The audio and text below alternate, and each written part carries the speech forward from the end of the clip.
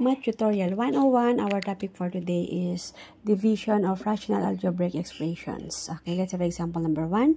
4x squared over 6 divided by 2x over 3.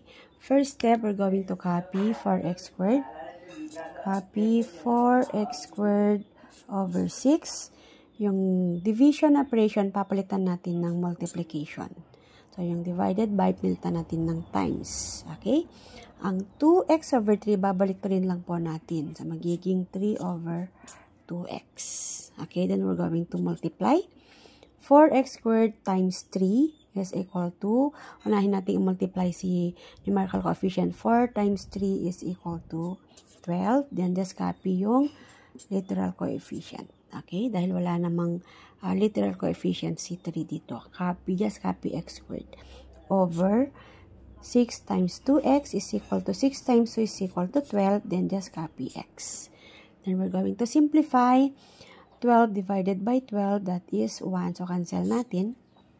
Then, x squared divided by x is equal to x. So, applying the quotient rule, subtract natin yung exponent ni x squared tsaka ni x. So, 2 minus 1 is equal to x.